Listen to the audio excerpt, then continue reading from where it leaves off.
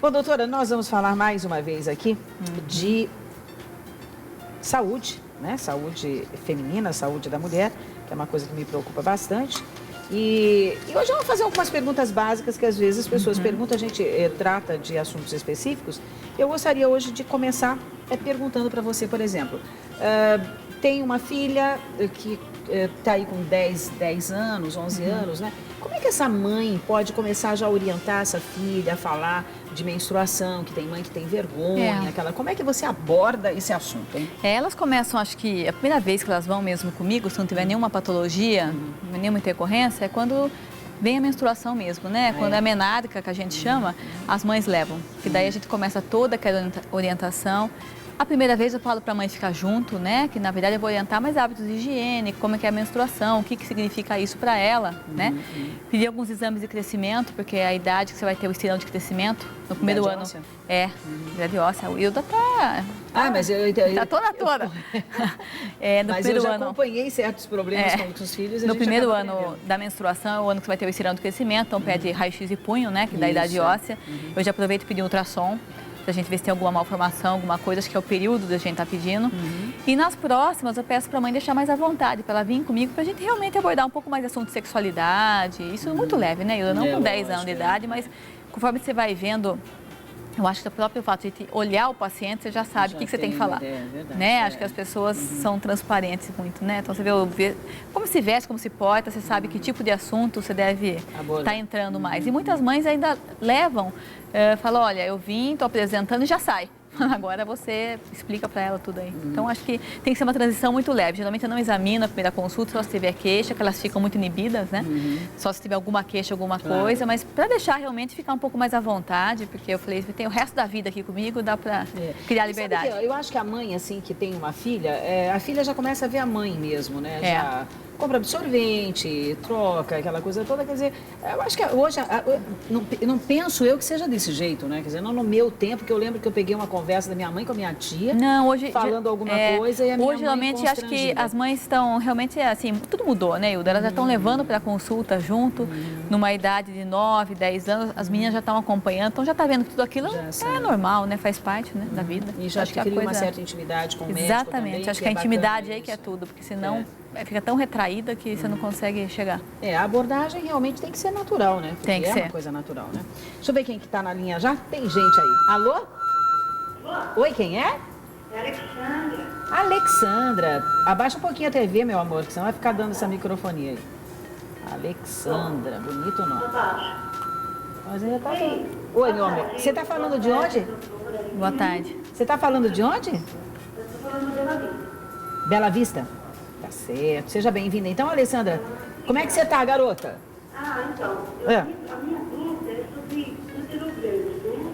Então, ano passado eu fiz um exame e com 14 eu tenho útero grande. E eu gostaria de saber, como eu estou tentando também agora, né? Quais seriam as soluções e se o DIU, o uso do DIU diminuiria as dores, né, que eu tenho e pararia de crescer, de aumentar. Não, mas peraí, pararia de crescer porque tá crescendo, não para? Você não tá grávida, não, porque isso quando cresce é porque tá grávida, né? É que o útero, agora eu não sei, né? Ele aumenta, né, com o passar de tempo. Não é bem assim não, Alexandra. Olha, Alexandra, presta atenção agora na conversa, tá, meu amor? Um beijo pra você, linda. Tchau, querida. O útero sempre que está aumentado, Hilda, tem alguma patologia, se não for gestação, como você disse, né? Com o tempo, ele atrofia, ele diminui e não aumenta, né? Então, provavelmente, ele deve ter uma dessas 3 patologias que eu vou falar, que ou é o mioma, né? Ou é a adenomiose, ou a endometriose, que deixa o útero aumentado. Então, as 3 patologias, em geral, coincidem com um aumento de sangramento, um sangramento muito grande e dor nas costas. A mulherada fala aquela dor nas cadeiras, aquela coisa. Ardida, que ele pesa. Coluna. Porque realmente ele pesa, né? O mioma?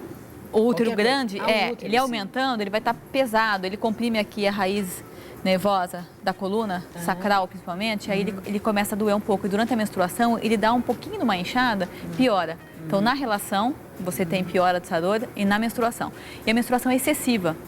Então, depende do tamanho que está, ainda dá para fazer o tratamento. Acho que o DIU que ela está se referindo é o DIU é o implante, né? Com Deve ser, né? porque o DIU normal, ele tende a aumentar um pouquinho a cólica, né? E não seria uma solução no útero grande desse. Inclusive, porque ele sai do lugar e tem uma ação mecânica, se o útero está muito grande, a gente acaba não colocando no lugar exato.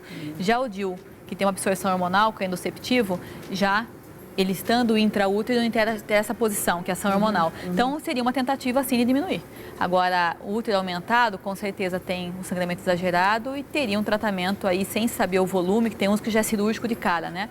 De parar a menstruação, começar realmente para tentar diminuir esse volume uterino. Bom, a gente está falando de DIU. Vamos falar de método contraceptivo. Com que frequência você deve observar, fazer uma visita ao eu peço cada 6 em 6 meses, né, Hilda? Essa semana teve um lançamento nacional, acho que quinta-feira, vou ser mais exata. Foi lançado o primeiro anticoncepcional com hormônio natural. Tá? É um hormônio que já existia na Europa, tá? E lá tinha um preço até muito alto, era por volta de 40 euros. E aqui no Brasil conseguiu com preço de uns R$35. Até é uma caixa bem diferenciada e é uma medicação bem diferenciada, realmente que a promessa é a diminuição de efeitos colaterais, já que nós estamos com um hormônio natural, que é o primeiro contraceptivo de hormônio natural. Então, é um hormônio que tem 4 tipos de hormônio diferentes durante a cartela para respeitar o ciclo menstrual da mulher. A maioria dos anticoncepcionais é uma dosagem só do começo ao fim. Isso, no meio do ciclo, acaba dando um pouco de dor na mama, dor de cabeça, porque a mulher realmente tem uma ciclicidade que não é muito bem respeitada quando é anticoncepcional, quando é a mesma dose, né? E com esse, parece que na Europa deu muito certo e aqui no Brasil foi um lançamento já. Melhor. Aliás, o Brasil é maravilhoso, né? Eu estava lendo uma notícia, não sei se você leu, que nós já estamos produzindo, então, medicação para AIDS e para hepatite. Nossa, sensacional. Hoje em dia eu acho que tá globalização mesmo, né? Lançou lá, lançou aqui, né? É uma coisa que a gente está... Simultâneo. Mesmo isso na saúde, tá muito bom. E as pesquisas também, hoje em dia você entra na internet, tem um site que é o PubMed, que é os... Como é que é? PubMed. Pub? Então, na verdade, tudo que é... Tudo junto? Tudo que é de trabalho científico realmente em revistas indexadas, são revistas boas, estão ali. Então, a gente tem acesso a tudo quanto é novidade. Pode entrar, vai entender. É inglês, tudo em inglês, né? A maioria dos textos. .com. Só tá? Então, qualquer coisa que você tenha, então ali realmente está, assim... A novidade de ontem você tem ali. Então está muito próximo, a gente fica bem próximo, né, de tudo. Deixa eu ver quem está na linha. Alô? Alô? Quem é? É Clara. Clara, tudo bem, Clara? Tudo bom. Tá falando de onde, bem? Mojimirim. Mojimirim. Ai, que delícia. Mojimirim tá sempre aqui com a gente agora, né? Que legal, fico feliz. Tudo bem aí? Preciso ir a Mojimirim, conhecer? Eu não conheço ainda. Mojimirim. Não, eu conheço. Você conhece? A região aqui é aqui do lado. Pertinho. Ao lado aqui, 20 minutos de carro. 20 minutos de carro, tô lá?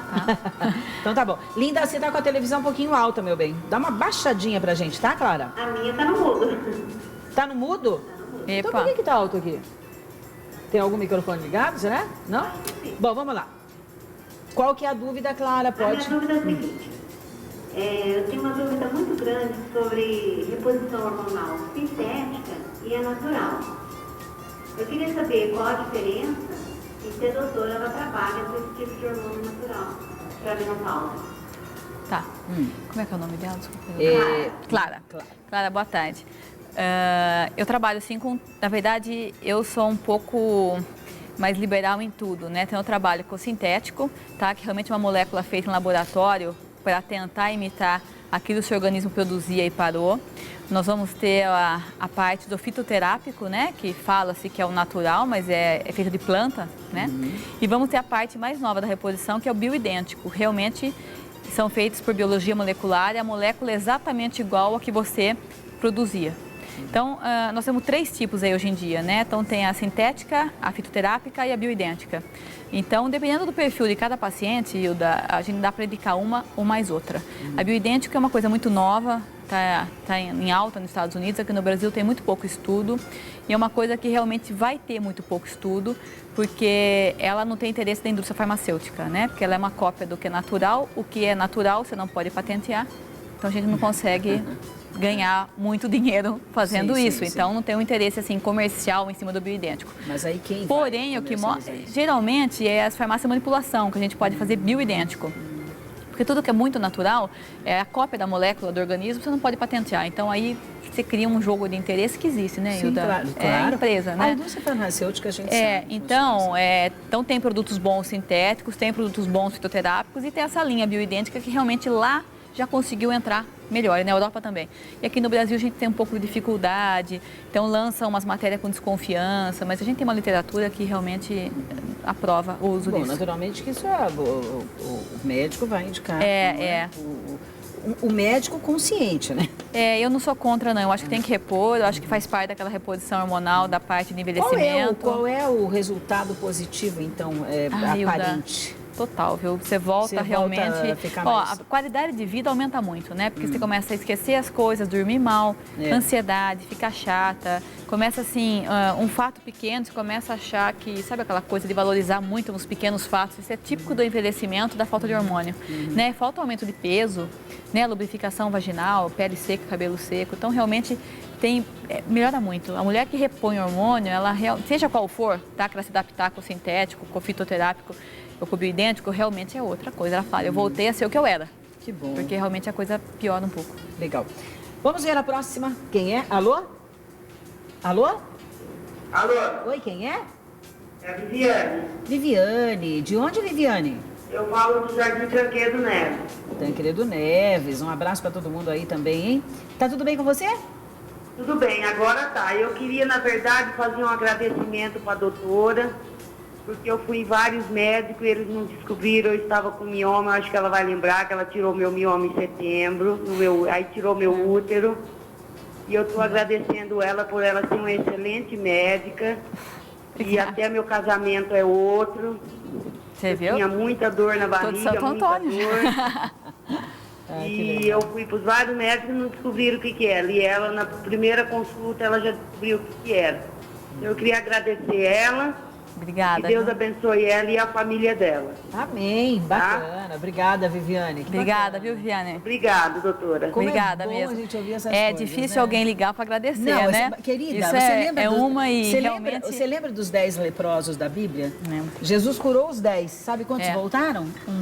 Então, é difícil alguém te ligar agradecendo que você melhorou. A gente não tem esse retorno nos pacientes. Né? E Eles é um ficam feedback bons. importante para vocês, né? E na maioria das vezes, quando eles ficam bons, eles realmente somem.